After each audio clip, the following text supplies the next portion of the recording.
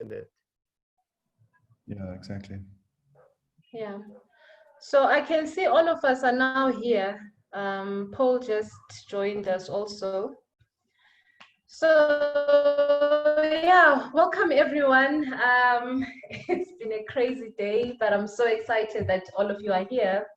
I shared with you the final slide. Harriet, I hope I put the correct one this time around. Not terrible, not, it's fine. I am so thrilled to be here this afternoon to share with you this wonderful, wonderful resource that we have developed with Harriet and other colleagues' help, and to hear the stories of how other people have worked in the media advocacy space. So a hearty welcome from the MenCare Global Campaign, from Sonke Gender Justice, and I really look forward to spending the next hour or so with you to hear more. Let me pass over to Hassan. Thank you. Good morning, good afternoon, everyone who is on the call. My name is Hassan. Currently, I'm the person for MenEngage Africa. And all of you who have registered for the launch of the media toolkit. First and foremost, I'd like to express gratitude to our partners. We receive funding from CEDA headquarters to be able to do work in the equality in Africa. MenEngage Africa is composed of 22 African countries, and in each of those 22 countries, we have country networks that have civil society organizations as members. Principally, as a network, we are a cluster building and advocacy organization working to transform men and masculinities on the African continent. Around MenCare, the work around the fatherhood campaign is so important for us as MenEngage Africa, because that's one of the ways where we can transform masculinities. That is one of the ways where we can make a contribution to men engaging in violence prevention and prevention of gender-based violence and domestic violence and many other forms of violence. So the launch of the media toolkit will see us go a long way in strengthening the work that we do around transforming masculinities, around shifting gender norms, and we strengthen our partnership with the media, because we know the media is a key ally, especially on the African continent, where the media to have a huge penetration, not only source of information for African people. So we want to see that we harness the potential of the media to really send out the messages of preaching for equality, preaching shifting gender norms, and changing masculinities. So this is an important moment for us, and I am happy for our Secretary Sonke Gender Justice for the work that you have done on the media toolkit, but also the African countries that made a contribution to this media toolkit. So moving on, we are going to see much bigger visibility for our work in the fatherhood campaign. Thank you very much, and welcome to the meeting. Thank you so much, Hassan. Your audio was not so good. There were some suggestions that maybe you switch off your video so that we can hear you much better. And can I ask that you just briefly try and repeat what you were saying? Oh, so I have more time. Okay, I was just saying that story about the network problems. The work of launching a media sorry, toolkit. Hassan, I'm sorry, your audio is still not so okay. Perhaps we will see later on whether you can welcome us properly. So Hassan is the MenEngage Africa chairperson, and welcoming us all to the webinar and toolkit launch. What I picked up from his discussion was that we are so excited that the toolkit is going to be shared today, and we're hoping that it's going to benefit all the participants who are here as well as our communities. So without wasting much time, Sonke Gender Justice, MenEngage Africa, and MenCare Global are delighted to be hosting this webinar, where we'll be launching the media kit towards the end of this webinar. So please do join us until the end of this webinar, as we'll also be sharing with you the link where you can access the media kit. A special thank you to everyone who worked on this project. Your continuous and valuable partnership is greatly appreciated. We will be sharing with you later on about the journey that led us to where we are today. We would also like to appreciate CEDA Global and Oak Foundation for the generous funding for this work. This webinar has drawn 6 experts and thought leaders from the NGO sector and the media, who are going to take us through themes that are contained in the media kit. So before I introduce you to our panelists for today's webinar, I just want to share some housekeeping rules. Number 1, each panelist is going to present for 5 minutes. So we're going to allow all the panelists to go through their presentations. So when the last panelist has spoken, we will then have ongoing question and answers from you if ever you need any clarities. You can use the question and answer tab that is found just on the screen, so that if ever you have any questions, you can always type them, and we'll get a chance after the presentations to read them out and ask the panelists to respond to them. The session will be recorded. The link together with the presentations will be emailed to you after the webinar ends. We would also like to encourage our social media engagement. We are using the hashtag MenCareMedia. The other hashtag is Men as Caregivers on our Twitter, Facebook, and Instagram. You can also tag us at Sonke Together, at MenCare SA, at MenEngage Africa, as well as at MenCare Global. So I'd like to introduce our first speaker, Harriet Perlman. So Harriet has worked in the field of education and entertainment in film, television, and publishing for more than 30 years. Harriet has spearheaded numerous entertainment and education projects and initiatives that combine the two. Harriet has experience as a writer, book editor, film producer, publisher, educational trainer, story editor, and researcher. They've worked in different formats, including television, television drama, feature films, social campaigns, animation, print, and documentaries.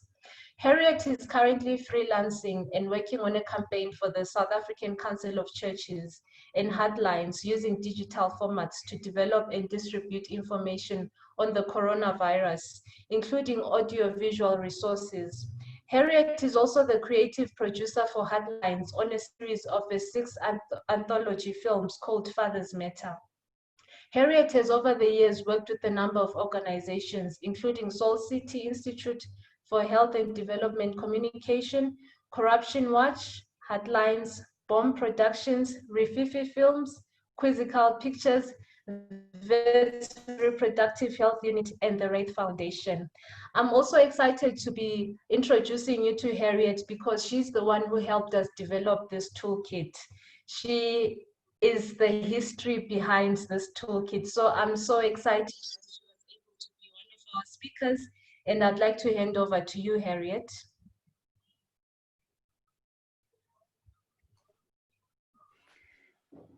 Hi, Paul. Thanks so much for that introduction, which makes me feel very old. And welcome to everybody else. It's really nice to be here. And it was just great fun and fabulous to work with Paul and Vessels and the other people at Sonke Gender Justice on this. So I know I have 5 minutes, so I'm going to set my little clock and try and go as quickly as I can. So Damana, are you going to share that slide?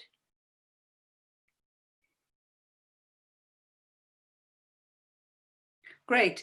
So I'm just going to talk briefly about communication for change. And as you know, if we want to put out communication, we always have a goal. We want to change something. But as I'll say when I get to the end, we also want to make sure that we produce the kind of media that draws people in, that makes them interested, that makes them excited.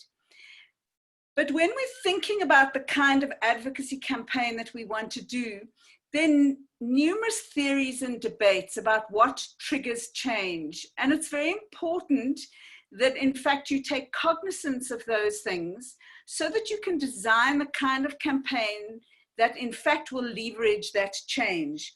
So in the toolkit, we talk a little bit about different theories, but just let me mention one, which is the socio-ecological model, which acknowledges that there are many influences to changing. Those are individual influences. We are influenced by our community. We are influenced by our environment, and we're influenced by the broader political environment.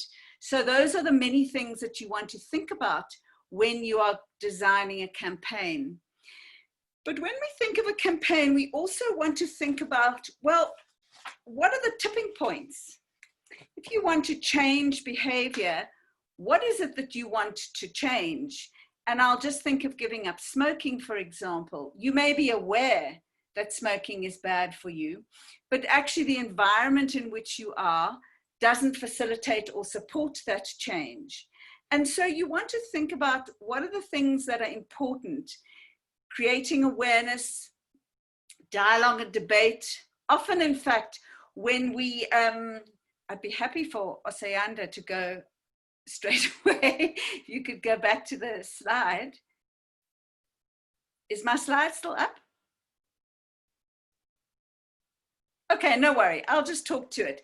So there are different tipping points, and it's important to think about which of those are most likely to leverage the change that you want. So we know, for example, that dialogue and debate is very important. When you talk about it, when you engage, when you have conversations, it very often leads to change. So the next thing that I think is important is in thinking about who and what do you want to change at an individual level, at a community level, and at a broader political level. And based on that, you design messages. You design the messages that, in fact, are most important for the kinds of work that your organization is doing. And what is important about messages is that they're based on research, that you don't just suck them out of your thumb. So for example, I remember working on a campaign with Soul City around HIV and condom use, and everyone was saying, all we've got to do is create awareness, just create awareness that condoms protect you from HIV. But in fact, our research showed us that that wasn't the issue at all. What was the issue was that clinics were barriers for people to get condoms. In fact, the nurses very often were not allowing young girls and judging them, and so that's why they didn't. So we had to engage a little bit differently. Once you've designed your messages, you want to also then decide who's your audience. And that may seem obvious to you, but actually they're often primary audiences and secondary audiences. You may want to reach young fathers, but actually you also want to talk to grandmothers and mothers as well. And sometimes your secondary audience can be barriers, but they certainly influences always on, in fact, the messages that you want to create. So who's your audience is really important. Then you want to choose your media formats. And the media formats, they're multiple media formats. And often that is budget constrained, but different platforms do different things better. Television and story is not great for, in fact, giving detailed information that you need. It's good to inspire and create interest. Radio, puppet shows, community, print. You have a range of tools at your disposal. You want to think about that. And I'm going to sum up. At the beginning, I said, when you're doing communication for change, you want to think about the change. You're not just entertaining, but actually you want to do both.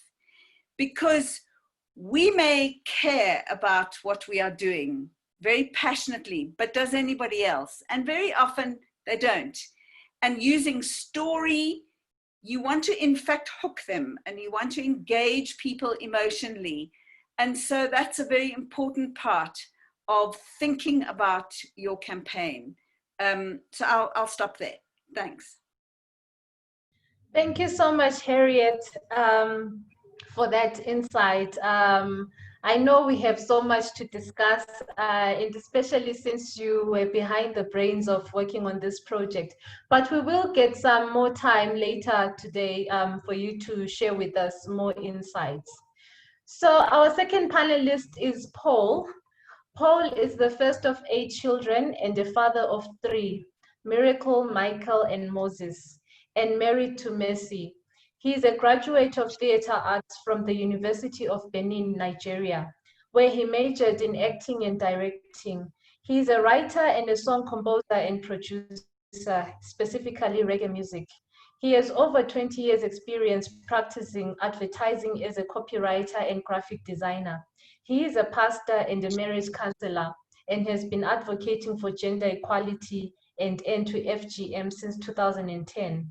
He is a public speaker and the executive director of Mercy and Peace Creation, a non-governmental organization partnering with MenEngage Nigeria.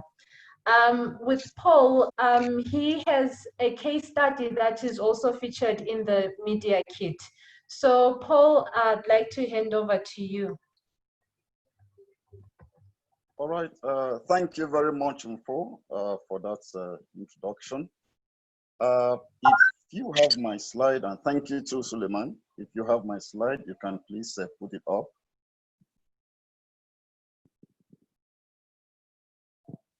Okay, great. If you took a closer look at the pictures I have on my slide, you will find 2 pictures side by side.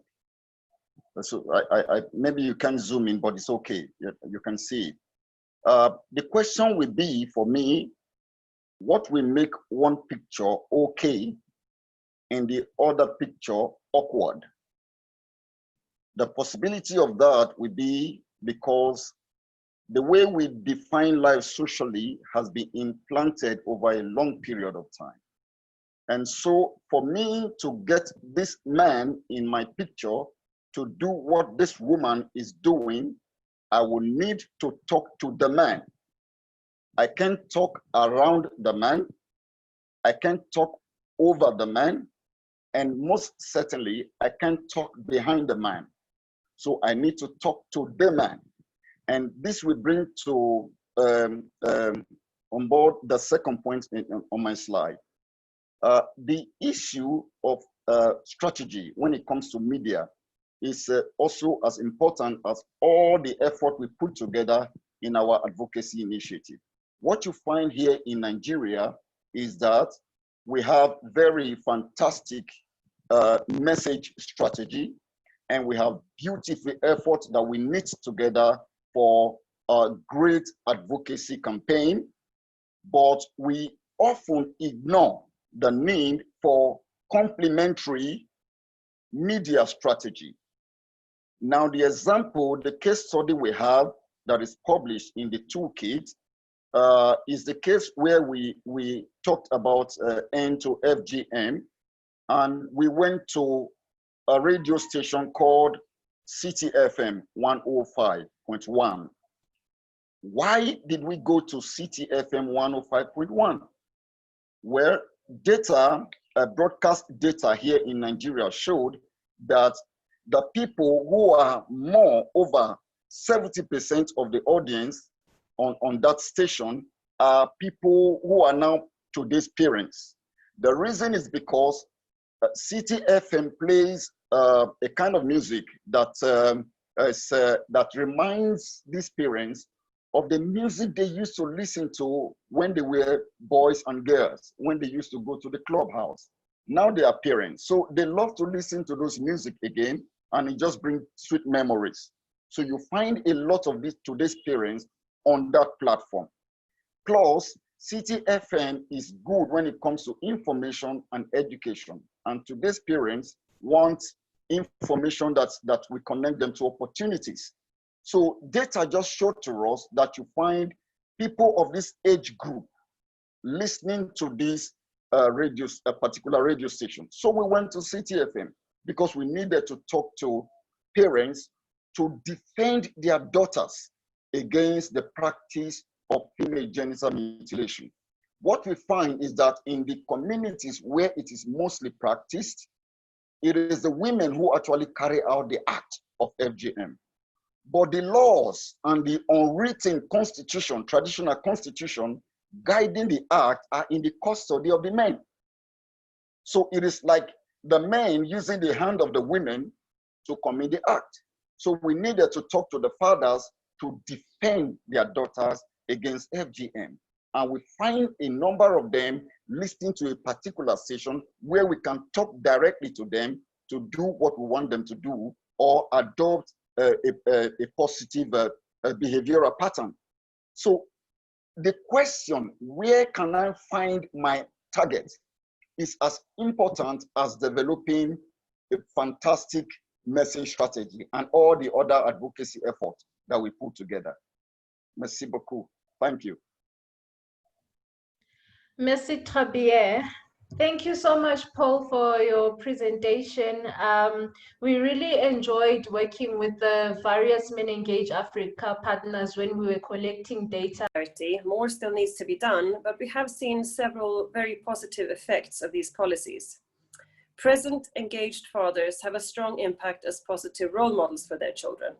And also men who are involved in meaningful ways with their children report that this relationship is one of their most important sources of well-being and happiness. For women, it has also meant economic empowerment. And men's greater involvement in care work also brings economic benefits to both families and the country as a whole. When women participate in the labor market to the same extent as men, it has a clear positive impact on the country's economy and in fact raises the GDP.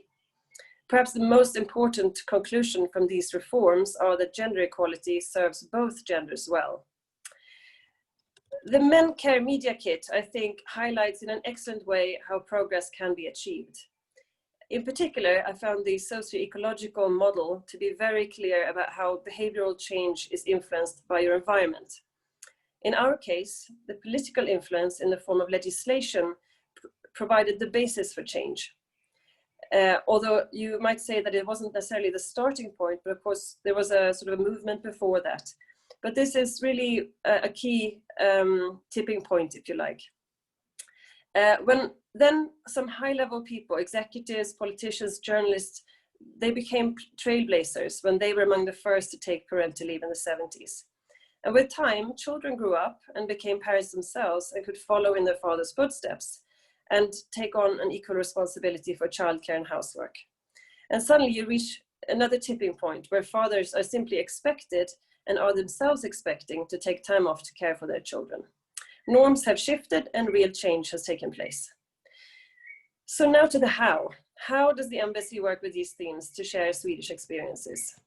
Well, an important starting point is, of course, building partnerships with local actors with a similar agenda. We have partnered, for example, with MenCare, Sonke Gender Justice, Save the Children, UNICEF, the Children's Rights Commissioner, to name but a few. And I'll give you two examples of activities that we have done to promote our view of gender equality and positive parenting.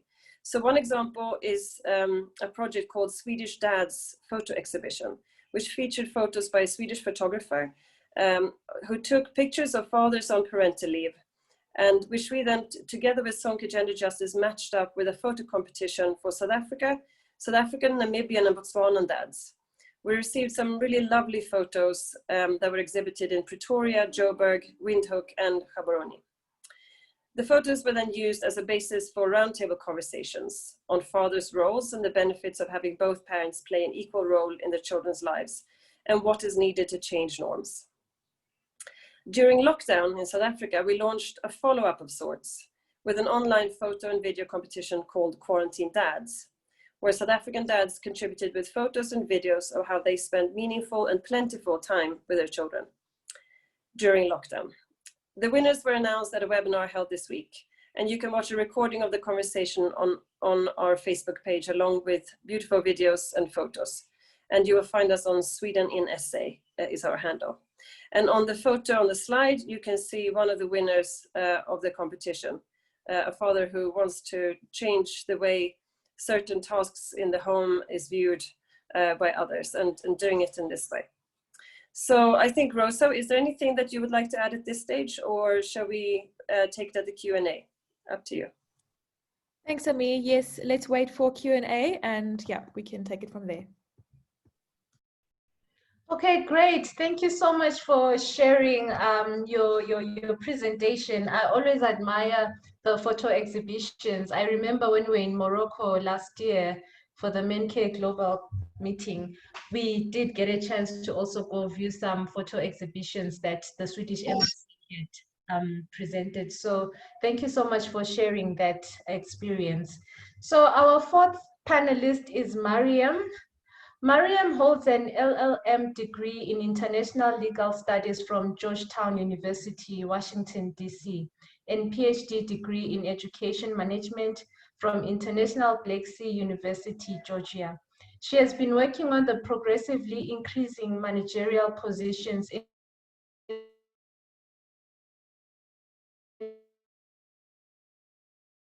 the private sector and the development field for more than 50 portfolio in UNFPA, Georgia, since 2012, and is currently spearheading wide range of directions crucial for attaining substantial GE. Her portfolio includes, but is not limited to, leading policy advocacy, generating knowledge resources, working on the healthcare response to GBV, enhancing general education system through integrating the GE and SRH, working with the NHRIs, leading awareness-raising campaigns on male involvement and harmful practices, and so on. Mariam is a proud mother of a 10-year-old son. Mariam, over to you. Thank you, and thank you for the opportunity of speaking with you here. Today, I'd like to talk a little bit about one of the initiatives that UNFPA Georgia has conducted within the MenCare Georgia campaign. I don't know how much you know about my country, but it is quite a conservative country, where, as usual, likewise in many other countries, men are the decision makers and women are more caretakers. So this was the context, at least like 5 years ago, when we started working on a MenCare Georgia campaign. So the activity, one of the activities that has been done within the campaign was called Prime Time Dads. So the idea of this was that it was kind of a reality show when a father was left alone to care for his 2 or even more children and to deal with certain household chores that is very usual for women and typical for their day. However, the caveat here was that father had no support whatsoever, and we also tried to create some kind of artificial barriers for the fathers. Like, for example, they ran out of the diapers all of a sudden, or found out that there was no baby food at home, so they had to deal with spontaneous issues around the babies. So we had this episodes where we saw fathers struggling with this experience of mothers. And then afterwards, we had them to sit in the studio and reflect on their experience, on what they have learned, what they have observed. And the discussion that they had afterwards was astonishing. I mean, we saw people changing, I mean, during the 15 minutes, as they reflected on their experiences. Those who were thinking that women were not doing much work at home, they were just sitting at home, realized how much burden it is for a woman to take care of the families, to care about them, to take care of their kids. And then we had kind of evaluated the program and deduced certain results based on this program that I would like to share with you at this point. First of all, why the program and why this initiative particularly proved to be very successful. Because we concentrated on a positive messaging.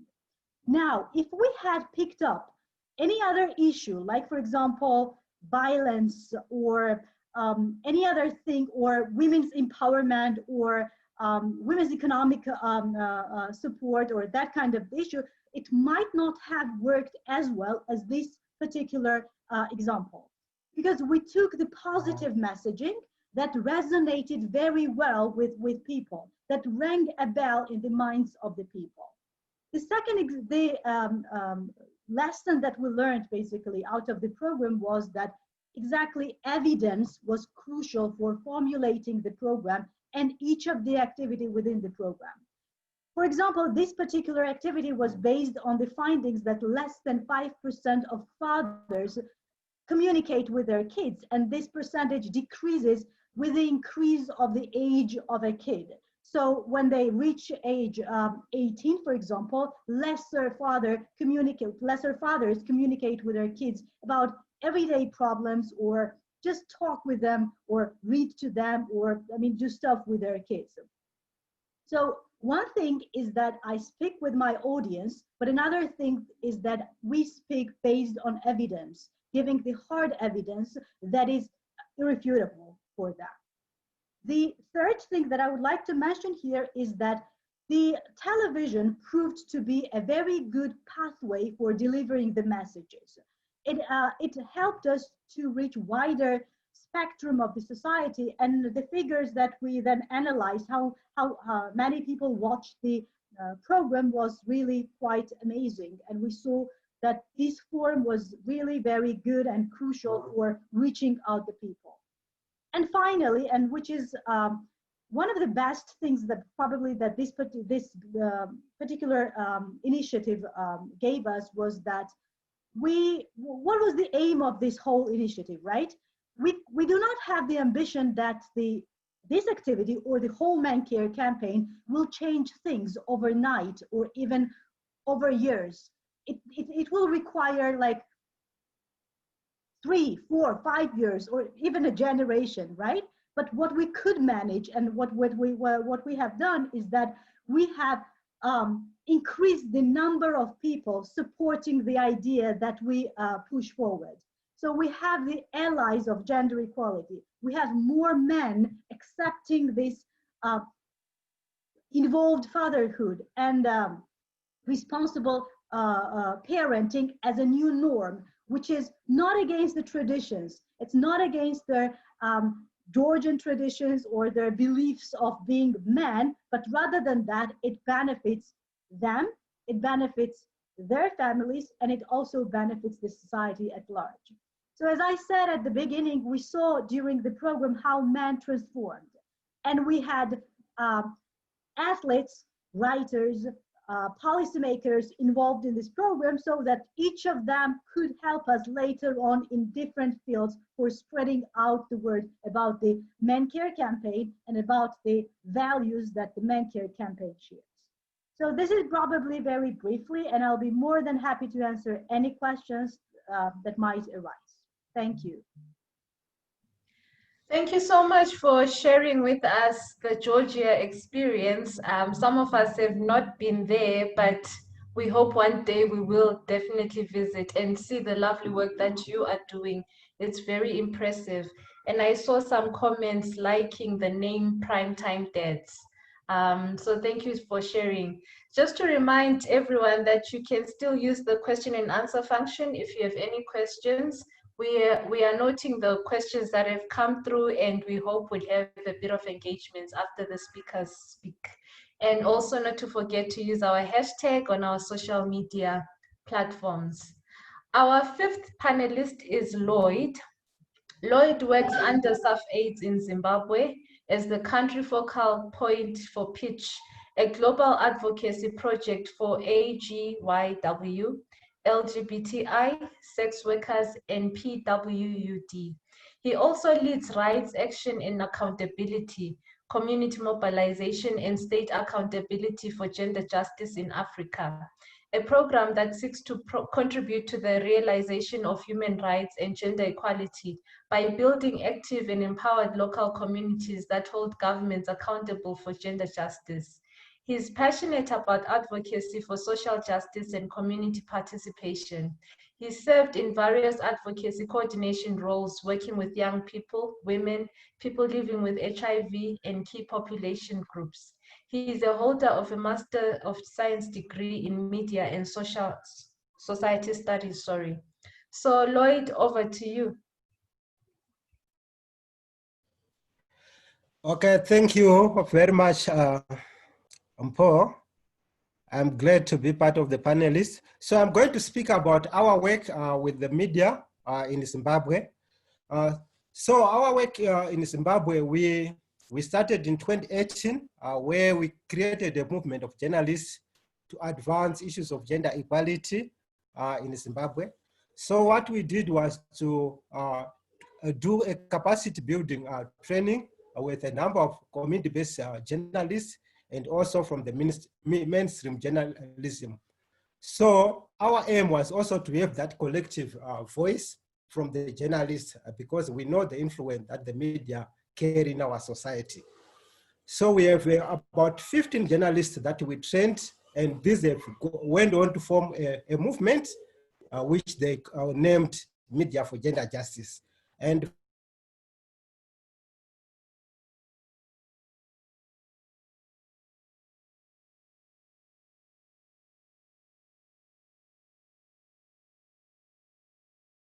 from there, they went on to launch their blog, Gender Justice, where they also post articles related to issues of GBV. And they also, at instances, also hold our government to account, like also they take responsible ministers, like the Minister for Social Welfare, the Minister for Women Affairs, so that in other instances, the minister will then also be able to respond to some of those concerns.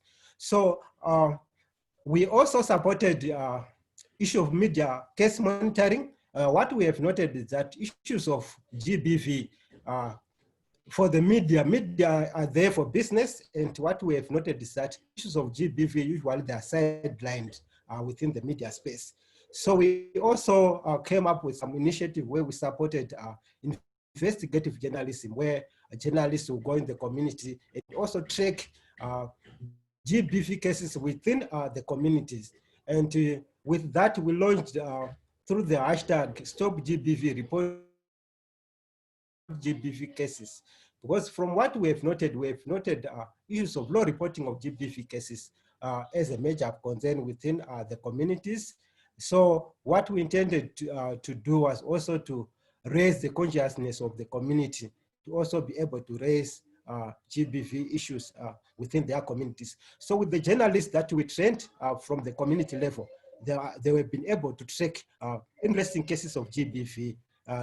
One case is around where 7 out of 10 Form 4 girls who were about to write their exams were all got pregnant. So this case was flagged up by the journalists that we trained, and following that coverage in the mainstream newspaper, the government has to take action to visit the community and also to do a report, which also helped to plan further on how to engage with the communities. So this is a part of the effort that we're doing at a community level. And also we have also supported, like during this era of COVID-19, we have noted that there have been increased cases of GBV. Like recent reports have seen that about 10,000 cases of GBV were reported in Zimbabwe from March. So what we have done with working with the media is also to do campaigns aimed at preventing issues of GBV within the communities. So we made posters in local language that were disseminated through social media and also various platforms. And we also did some masks with the message, Stop GBV, Prevent COVID-19, which also have been helpful in disseminating the message. And on that, we also shared hotline numbers where survivors of GBV will then also call in for advice. This has been the work that we are doing with the media, and also issues of referral. We have also publicized referral centers within the communities during this COVID-19, as also to link up the community with points of service for them to be able to access the relevant services. So this is what we are doing with the media in Zimbabwe. So in short, this is what I will share with you for now. Thank you. Thank you so much, Lloyd, for sharing the experience. And the great work that has emerged out of a grouping of journalists, just to show how much journalists can also be activists in this quest to achieve great communities or safe communities. So last but definitely not least, in my culture, they say if you present last, it means you are the king or the queen. So I'm going to present to you Juliet. Juliet is the current ED of Zambia National Women's Lobby. She holds a Master of Science degree in Project Management from the University of Bolton in the UK, a degree in Development Studies from the University of Zambia, a postgraduate diploma in Journalism and Democracy from Kalmar University in Sweden, and a diploma in journalism from Evelyn Horn College in Zambia. She started working for ZNWL as ED in July 2012. Before that, she worked for Diakonia Sweden in 2011 to 2012, which is a donor organization, as a program officer managing the European Union funds. Ms. Chibuta also worked for Southern Africa Legal Assistance Network from 2005 to 2011 as a regional coordinator, a human rights organization that implemented human rights projects in 11 SADC countries. She has also worked for media organizations that include Zambia Daily Mail and National Mirror, where she held various positions up to the level of editor. She also ran a gender column in the newspaper, highlighting various issues affecting women. Ms. Chibuta has also sat on various boards in Zambia that include NGOCC, Young Women in Action, and Legal Resources Foundation. Over to you, Juliet. Thank you very much, Mpo, and thank you very much, everyone, for joining us this afternoon to speak at this exciting launch. So I'll begin by introducing the Zambia National Women's Lobby. To MenEngage, we are not strange because we are the secretariat of the MenEngage Zambia. And also as an organization, we promote women's participation in decision making, and we also work with men. We have a huge following of the men's network in Zambia. So I'll begin my presentation. I was asked to speak on my experiences as a journalist, working with journalists and also working as an NGO person, on how the media has assisted us as an institution and also even as an individual in making our work easier. So in terms of the importance of NGOs working with the media, what we have discovered over the years is that the media helps us to create public trust in our work.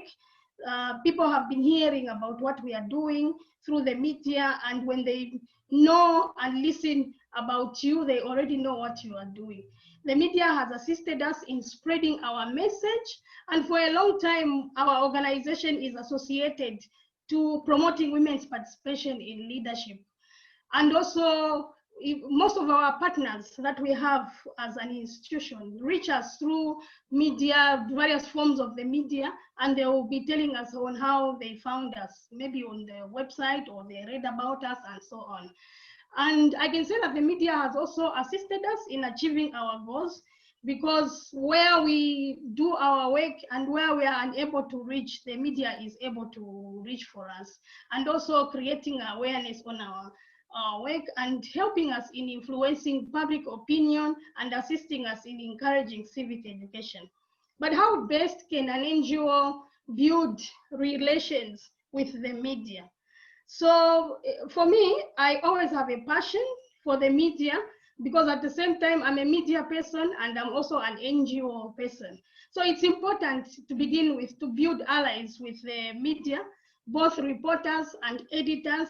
I know that most NGOs will talk about relating to the reporters and they leave up the editors, but editors are important because they decide the news content. And then it's also important to go beyond the sending out of press releases and holding press conferences. Sometimes take a walk to the newsrooms. I know that people who are not relating with the journalists usually have a fear with journalists, but take a walk Go to media institutions, introduce yourself, talk to them. And then also the other thing is that you need to utilize all types of media for the messages to reach out all your audiences. Harriet at the beginning talked about the audiences and how you can reach them. To tell you the truth, different audiences have got different media. So like, for example, for Zambia, we are about to start our electoral process. You will find that if you're doing voter education, if you want to reach the young women and the young men, you have to use social media. But if you want to reach our grandmothers and maybe people of middle age, you have to use the conventional electronic print media where they will sit down and watch the news. And also it's important to allow the media to join your field trips. I know that some NGOs find it difficult to work with the media. But if you take them on your field trips, they'll be able to meet your beneficiaries and they'll bring out the voices from the ground. Then also maintain consistency and have a clear message in all your campaigns and the advocacy that you are doing. If you maintain consistency, you find that it will be easier for any comment that the media wants, they will rush to you because they will know that that is what you are good at. And then also it's important to provide the media with training. Sometimes we may feel that the media are not covering us, they are not understanding what we are doing. It's because they don't know what they're doing. So like, for example, as an organization, we have developed a media toolkit for the media on how they can best cover the women leaders. And we have also provided a toolkit for the women leaders on how they can utilize the media. So it's the other way around. You'll find that gender issues will not allow women to quickly interact with the media, but the media also need to understand that interviewing a man or interviewing a woman is something that is different. And also the other thing is that as an institution, as an NGO, you need to package your news in such a way that it's a newsroom user friendly and it will bring out the human impact in whatever you are doing. And how can you maximize the use of internet and technology? We are living in a technology world, so we cannot keep away from internet and technology. Every time when I see a newspaper on my desk, these days I don't even read them. I read them towards the end of the day because I know that whatever is in the newspapers, we would have already seen them on social media. So social media and internet will help you reach the vast audience within a very short period of time. Like right now, as we are speaking, we are able to communicate with across the globe. And so as a result, this will mean that many people are seeing what we are doing. So some of the social media platforms that you can use quickly, websites, Twitter, Instagram, YouTube, Google+, and all those that are available that I have not mentioned. I think I'll end here and I'll take any questions when the question and answer session begins. Thank you very much. Thank you so much, Juliet. I've seen some people commenting saying great advice that you're giving. I think one of the aims of this toolkit is also to help us as NGO practitioners to have good relationships with the media.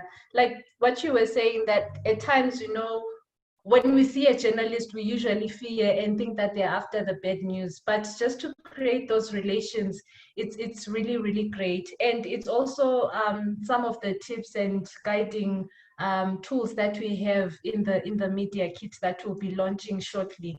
So thank you so much, Juliet, for that valued information. We are really, really grateful for that. So thank you for staying with us up until now. We hope you enjoyed the presentations. We'll shortly be responding to the question and answers that you have been posting on the chat, and our panelists will be responding to these. We tried our best to group them, and I will now field the questions to our panel to answer. In fact, Vessel will field the questions so that the panelists can answer. We've also set aside some time for this session where you'll be able to engage and seek more clarity on the presentations that were made. And please do remember to keep the conversations going on our social media using the hashtags MenCare Media and Men as Caregivers. So Vessel, I'm handing over to you to engage with the panelists. Thank you so much, Mpho, and thank you to all the panelists for the presentation. We've shared the questions in the chat box for the panelists, so you've had hopefully a few minutes to prepare, but I will just read the questions out and go down the list and give each panelist about a minute or two to respond to the question. The questions came through the chat box and through the Q&A, and let me start with the first one to Harriet, which is that, Harriet, you mentioned that we ought to lead with research in terms of our media advocacy. And the question from the participants is, how does a small organization without a research department or a dedicated research manager go about potential research to inform media advocacy? So thanks for that question. And I think for many NGOs, it's a very real concern. It's very often a very small team who's trying to multitask and do absolutely everything. I guess the very short answer to that is subcontract. And the longer version that I do deal with in the media kit is it's very important to find partners when one's doing a campaign. Different partners, either who are also working in the same field as you, or partners who bring skills like research or television production, to support the kinds of things you need to do. So that would be what I would suggest, is find partnerships and subcontract. The other thing is just to say there's different kinds of research. There's in-depth and longitudinal studies and things that take a very long time. Qualitative research can be very time consuming. But one can do the minimum, and that is also often okay. There's a literature review, you can see what else exists and tap into that. You can find a very small cohort of people to just sit and ask questions and talk to them about how they feel, even interviews with individuals. So it's a kind of cut and paste. You do what you can, as best you can. Thank you so much, Harriet. The next question is to Juliet, and the question is, do you think when talking to men and trying to change men's behavior, it needs to be a man who's talking to the men, or can a woman, for example, lead a workshop for men as well, from your experience in Zambia? Yeah. From my experience in Zambia, I think this is it's an interesting question, because it also helps me reflect on how we came up with a men's network group within our organization. So to begin with, in the 1990s, when the women's movement was being formed, we only had women championing issues of gender equality, gender discrimination. But over the years, we realized that it was difficult to penetrate certain areas. Like, for example, Zambia is quite a patriarchal country and very cultural, where in other areas, women are free to do many things. In Zambia, you cannot sometimes put across your message if, as a woman, you want to speak to a group of men. So that's how come many organizations in Zambia, women's movement organizations, they have a network of men. So, for example, our organization, it was just for women. Then the membership opened up for men, and many other organizations. That's how come now we even have a stronger MenEngage team of men supporting men. But these are gender-sensitive men who can be able to reach out to their fellow men on issues of gender-based violence, on issues of discrimination, on the various campaigns that we're doing, even just a campaign of promoting women's participation in leadership. As we are preparing for the elections in 2021, we have a group of men who are already speaking within the political parties to ensure that men, the political leaders also look at adopting the men. So the situation may be different from country to country, and I'm speaking from the experience of my country. I know that it's a heated debate within the SADC region, because in certain countries, the women's movement actually is saying that what are men doing in our work? Why are they involved in whatever we are doing? But I think that in Zambia, our situation is different. Right now, we need the men to break into certain religious barriers, traditional barriers, cultural barriers, and we have a very strong movement of the men who are working with us to champion gender equality. Thank you. So the next question is to Paul Asayande. I hope you're still with us. There we go. And Paul, the question is, I guess it's about the prevalence of FGM. So with various campaigns by human rights activists against FGM and even virginity testing, do we still have communities doing these cultural practices? Also maybe a comment on the use of the word cultural practice there. So maybe just a reflection from you on the prevalence and you know, how present is it in communities and how does it manifest? Okay, thank you. To answer that, I will say yes, it still exists. What we are beginning to dig into here is that it is possible we are talking about the issues. We are not talking to the people who are responsible for the sustenance of some of these harmful practices.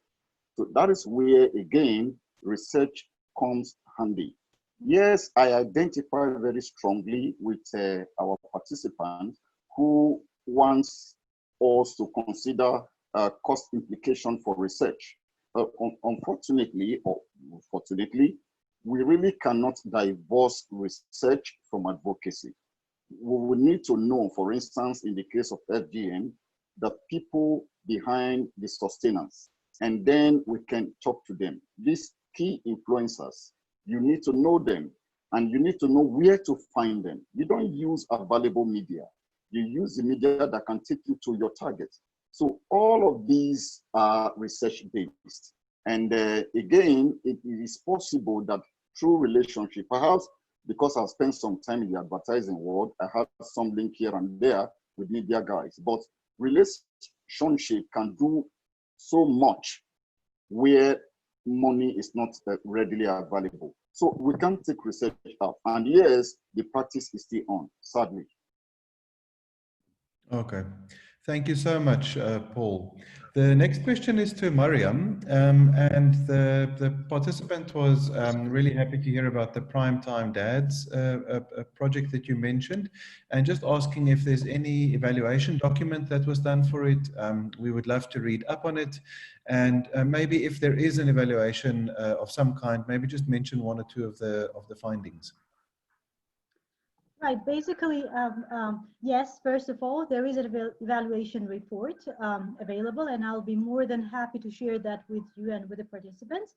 Moreover, I think one of the participants also asked if one of the episodes could be shared to watch, and I think I can locate that as well, and I can share you the link with you so that you can watch how this all was organized.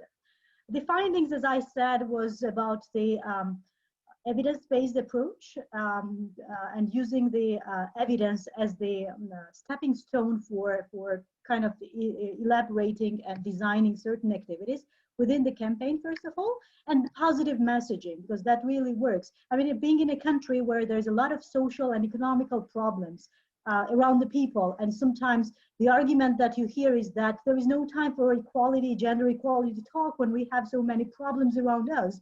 But if you tailor this around the positive messaging, they will then understand that this is really indeed linked to the social economic well-being as well, and it's not just the gender equality agenda in its regards. And Vessel, if I may, I also wanted to reflect on one of the questions that the participants asked about whether men should talk with men only. Yes, exactly.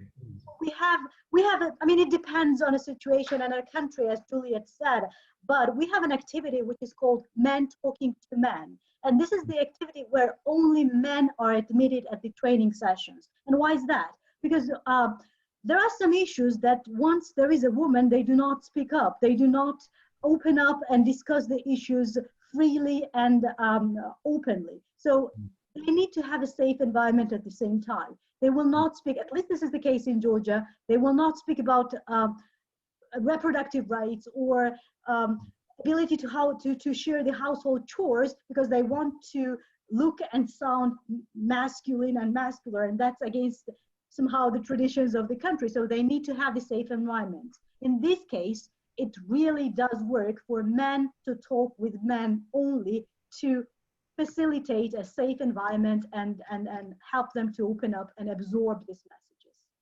Thank you. Thank you so much, Marianne. Let me pass the next question to Lloyd, which was about the incidence or the prevalence of gender-based violence in Zimbabwe. And the participant mentioned a number of 10,000 gender-based violence cases reported in Zimbabwe since March. And just a question on how the situation is right now, if there's any updates on how it's going in terms of gender-based violence reporting or awareness at the current moment. So Lloyd, I hope that's a question that you'd be able to assist us with. Okay, thank you very much.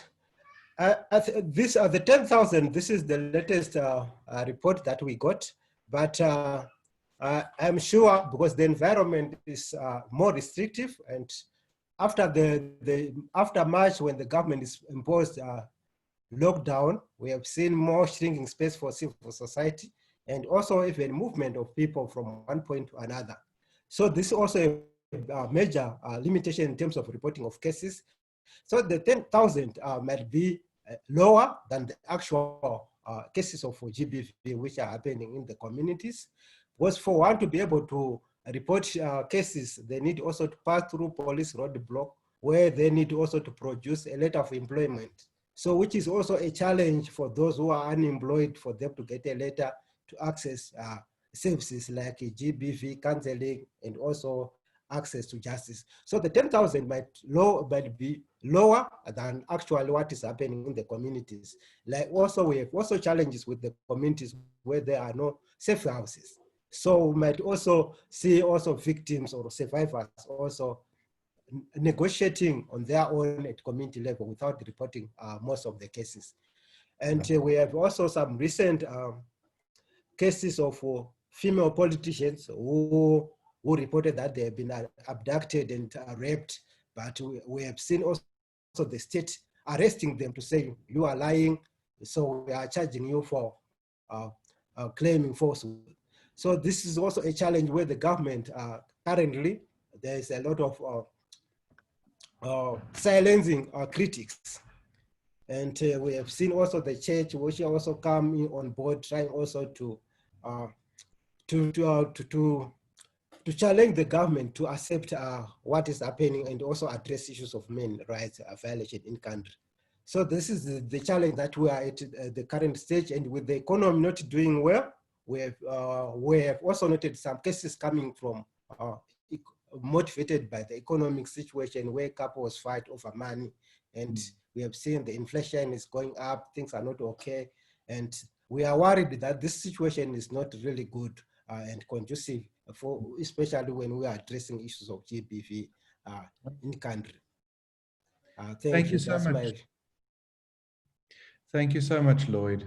Before I pass back to Paul, I've got one last question, and this is for you, Ami, from the Swedish Embassy's perspective, and I think you can pass to Rosa if Rosa is also going to add. The question is, how can we learn from the Swedish experience to match social norms with policy now that we have paternity leave in South Africa? Well, thank you. That's a very good question. I think perhaps first it's important to realize that norms and policies are quite closely linked, and sometimes the norms will start to evolve before the policies come in place, but the policies will have a strong kind of reinforcing power, if you like. And I think that was the case in Sweden, that in the 60s, as you know, in many parts of the world, there was a pushback against very stereotypical gender roles. I think Sweden is perhaps a country that is quite, where a lot of people are ready to try out something new, and that this kind of hit the right place at the right time, and it grew from there. So the policies, of course, weren't introduced entirely into you know, a society that wasn't ready for it. So right. I think that's one thing to say. But I think otherwise, of course, I will leave to Rosa to say more specifically about South Africa, but of course you need time as well, and you need champions. So you need a minister to take parental leave to when he has a child. Take that leave, make it very public, encourage others to do the same. But Rosa, you will, I'm sure, also want to add something. Thank you, Ami. Yes, just I think from our perspective on the ground, the experience that we've received here is, I think the norms are taking precedence over the policy, and like Ami said, people, or especially men, are open to this, and they want to experience this with their children. And how we've utilized this digitally, especially now, is to allow, I mean, not just us to preach policy and to talk about just our experience, but to give the platform to the local men and local parents to talk about what they want and what they're looking for. And we've seen the ball rolling with that quite well, and a lot better than you know, talking to a space and an area that doesn't really have as much experience and advance as a country like Sweden does. Yeah, I can share perhaps a couple of comments if you'd like me to, if we have time, from, for instance, our share screen is disabled, but I was going to share a little presentation or a comment from, for instance, one of our dad's competitions. And they gave the examples of what they believe gender equality to be and how they believe their family environment should be. And taking opportunity from this COVID time, we are able to reach, I mean, you know, at an embassy event, we were able to reach a couple of tens of people. And we're now able to reach more than 200,000 people at this stage using our digital events. And using local South Africans who can speak to local South Africans, the message is received a lot more understandably than us talking about it ourselves. So yeah, that's the experience I give. I can perhaps read a little comment from one of the dads who have actually just posted on Instagram, who have won one of the competitions, saying that, yeah, it's a very cool hamper that they've received, and he's put a picture up of his kids. And yeah, basically he sent a video in as well, which may take a bit of time, but he actually just sent a video to me to post up on Instagram to talk about him encouraging dads. So that's without us as the embassy asking for that. So it clearly does help and make a difference to sort of put the ball in somebody else's court and give them the opportunity to talk about what they need. Thank you so much, Ami and Rosa. Rosa, if I can ask you, please put the link in the chat box for all the attendees and the panelists to follow, to any of the material, to the Facebook streaming and to the video and the posts that you mentioned. It sounds really inspiring. I agree that timing is such an important moment and such an important thing to bear in mind, and it does seem like we are coming to a point where we might be approaching the right time for South Africa. I have one final question to Juliette, which was that from Vusi, from Sonke, and the question is, while working with women and men, what are the possible strategies you can share to hold advertising agencies accountable on controversial ads? So while we are promoting the really progressive messages we can through the toolkit, we might have advertising agencies reaching the same audience or bigger audiences with messages that are quite countering to us. So maybe some strategies or lessons in working in that space. Over to you, Juliet. Okay, thank you so much. I think it's possible to work with men in the fight against gender discrimination and promoting gender equality. The networks for the men in Zambia are very, what can I say? They are alive to working with women. Maybe it's because there's been a lot of campaign on women's movement working together with the men's movement, and also the fact that we don't have men's network moving on their own. We usually do our campaigns together. So it's possible to work together, the women's movement and the men's movement, and also to involve the advertising agencies. I don't know if I managed to answer the question correctly. Sure. No, I think if I really support that idea of having the movements that are active and vocal in country actually influence the media. So, Paul, as moderator, thank you so much. I am signing off as your rainy Cape Town correspondent and passing to the cold Joburg correspondent. Over to you, Paul. Thank you so much, Vessel, and thank you so much to all the speakers. So finally, the moment we've all been waiting for, I'm going to be sharing with you a brief background of launching our toolkit. So just to share a bit of information and background to why and where we are today. So through the CEDA global funding in our year one, which was last year up until April this year, our unit, which is the Child Rights and Positive Parenting Unit, was tasked with developing a MenCare in Africa media kit. I'm sure Vessel and Harriet will agree that we were somehow not so sure what will come out of this. It was so amazing. Like we really had so much different ideas of what could come out as a media kit. So we identified a consultant, which is Harriet, who was our first speaker, to lead on this.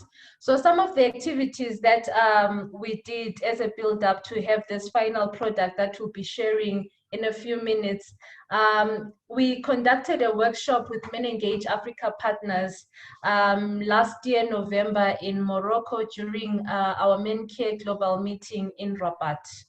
So the targeted participation was 10 MenEngage Africa partners.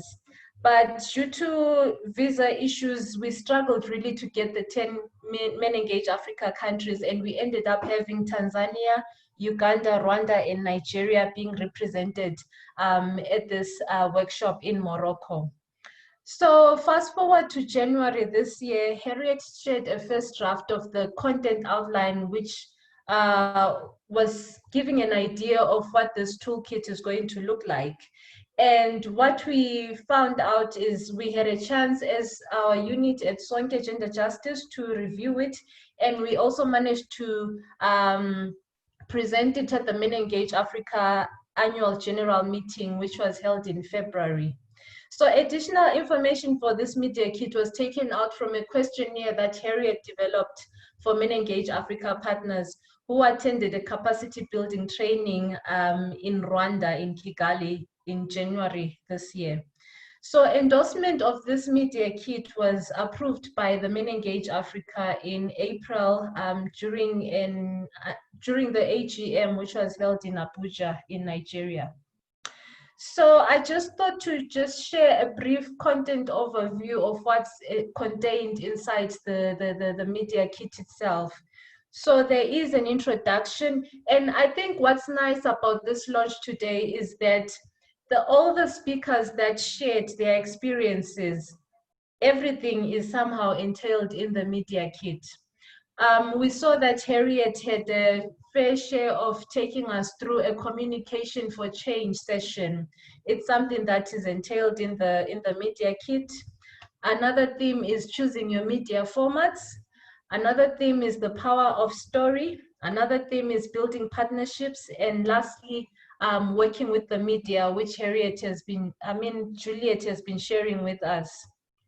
So when you look at the communication for change, what's contained in there, it's generally media advocacy. So there are three theories of change that we are taken through that you can try and identify to achieve an advocacy strategy. There are also talking points that you can also use that can guide you as to how to come up with a media advocacy strategy. And also there are case studies from country partners, for example, the one that Paul shared with us. It is entailed inside the media kit. And then the other theme, the next theme that's in the toolkit is choosing your media formats. So when you go through this section, you will see that there are various media formats that you can choose from. So there's sections on TV, talk shows, drama, exhibitions, excuse the spelling, radio, as well as social media. So this section takes you through some of the types of media formats that you can actually try and choose from when you are building up from the media advocacy strategy that you would have come up with in the first theme. And also there are talking points that you can go through. And then the next theme, the power of story. So here, what the toolkit aims to do is to help, or by giving tips on developing a good story. So here, that's where you're also going to be taken through some steps on how you can use the stories that you come across in your communities.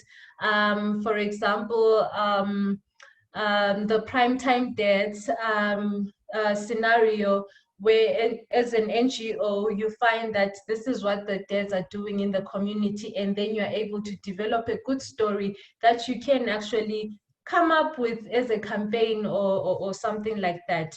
So all that information is entailed in this section. And then another section that's in the toolkit is around building partnerships. So when you look at this section, it's going to help the NGOs as to how do you really build partnerships with, for example, radio stations. There's a case study that is featured there that talks about how one can build a relationship with a radio station. It takes you through, drafting of MOUs, what can we do as an NGO to really build partnerships? Because like what Juliet mentioned earlier on, to say, as an NGO, you really can build partnerships with the media so that you are able to portray your wonderful work that you are doing within the community. And then the last theme that is there is working with the media. So here, that's where you are going to be given interviewing tips. So I know at times as NGOs, like I mentioned earlier on, that we get to be scared of journalists because we are afraid that they are possibly going to give us, they're hunting for those bad stories from our organization and all. But this is going to help you build on interviewing tips, like if a journalist approaches you, how can you pitch your story? How can you pitch your interview in a nice manner? So this section is what is really going to be talking about to assist you. And I guess the next steps for us, which is the aha moment for us that we've been waiting for all these months, is to share the link of the MenCare Media Kit. So Suleiman, I don't know whether you can fast forward to the link. Yay, there is the link. So the link is up and running. I'll ask one of my colleagues to also share the link on the chat box so that you can click and download it. It's a downloadable version, so it's free of charge. And we're just excited that it's up and running on our website, the Sonke Gender Justice website. So I think our other next step is to also try and get the MenEngage and MenCare country levels to adapt to their country levels. Because if you go through the kit itself, you'll see that there's quite a number of examples that are entailed in the media kit. So for example, if your country wants to adapt this media kit to speak to the experiences from your country, you'll be more than welcome to adapt it so that it's a tool that is really usable to everyone and speak to the communities that you're working on. So with that said, we are so excited that finally the toolkit is up and running. It's downloadable, and we are so excited that this has finally happened. So I'm just trying to check whether, okay, so Suleiman, you were just sharing the screen just to show the toolkit itself. So I can also see that we are on time. I think the launch just came at the very, very perfect time. We are now at 4:30, and we are now about to wrap the webinar. So I'd like to really thank all of you for staying with us, and we'd also like to thank again colleagues from Sonke Gender Justice, MenEngage Africa, MenCare Global, as well as our panelists who gave us such invaluable information for making this webinar a great success. And also to our funders, CEDA Global and Oak Foundation, for the generous funding for this work. Lastly, this webinar is recorded and the link will be made available to everyone who attended. So on that note, I'd like to thank you and wish all of you a very, very happy weekend. Thanks, Mpho. Goodbye, everyone. Bye-bye. Bye. Bye-bye.